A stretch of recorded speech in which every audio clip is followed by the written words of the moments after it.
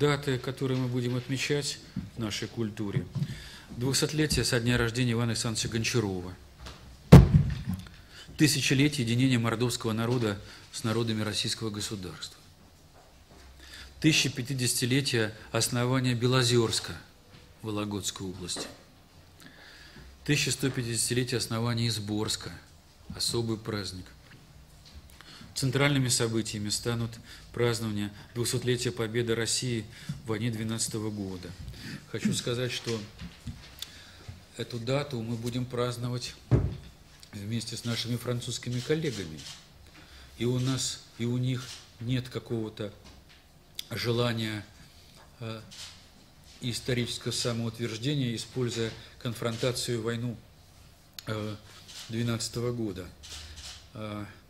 И я хочу поблагодарить французских партнеров за то, что они тоже будут участвовать во многих наших проектах. Сейчас из крупных проектов это создание отдельного подразделения и специального нового зала в Государственном историческом музее, который будет посвящен Великой Отечественной войне 12 года. Мы вложили большие деньги в стройку. Там внутренний дворик перекрывается крышей, создается атриум, и этот атриум становится музеем. В числе других мероприятий хотел бы упомянуть воссоздание дворцового паркового ансамбля и строительство фондохранилища в селе Бородино, проведение ремонтно-реставрационных работ на проектах культурного наследия Калужской, Московской, Смоленской областей, музеификацию исторически сложившегося центра Бородинского поля.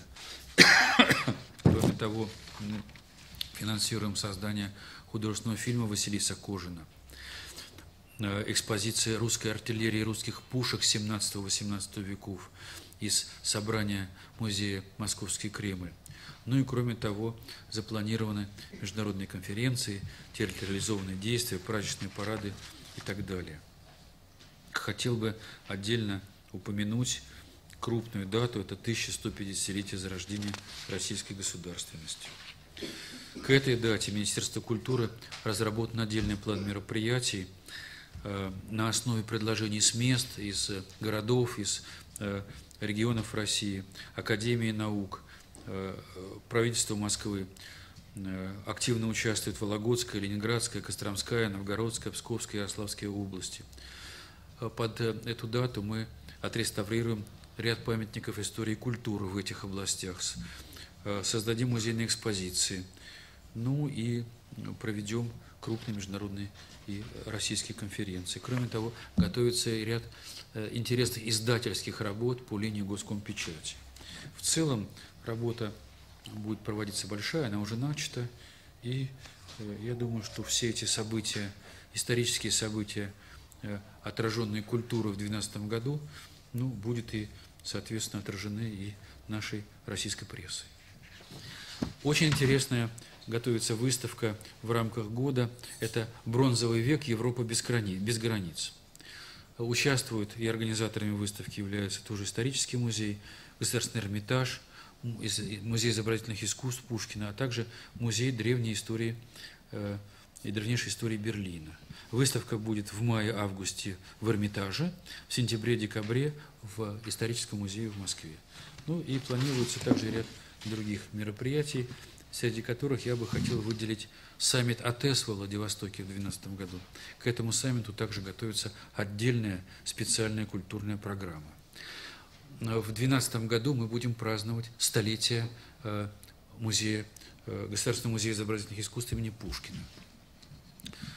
31 мая состоится торжественное заседание в Большом театре, в историческом зале Большого театра. Готовятся выставки. Выставка «Воображаемый музей» более 40 шедевров из ведущих мировых музеев. Второй цикл выставок произведений живописи из музеев стран СНГ и Балтии под сенью дружных муз. Ведутся переговоры по проведению выставок и собрания музея Савицкого, музея Нукус в Узбекистане. Выставка «Западноевропейская живопись» и собрание музеев Украины. Ну и кроме того, по поручению Владимира Владимировича Путина В 2012 году откроется выставка-презентация «Национальная портретная галерея». Вы о ней писали в свое время. Из собрания Государственного исторического музея, Третьяковки и Русского музея. Выставка будет проходить в Государственном историческом музее. Вестник Кавказа Мелихова Дарья. Что конкретно было сделано в рамках проекта «Международный культурный форум «Диалоги культур» и планируется ли проведение подобного форума в этом году? Я сказал, что это институция. То есть это форум не единоразовый, а он уже идет много лет. И дальше на 2012 год планируется обширная программа. Я с собой не взял досье по каждому из награжденных, но у них очень внушительная программа. И я просто советую специально, может, провести с ним беседу или конференцию, чтобы хорошо представить не кратко, как я, компактно, а более широко вот то, что они делают. Потому что у них многоплановая работа. Это и форумы, выставки, я говорил, и конференции, семинары. А красной линией идет многонациональный мир и согласие в Дагестане.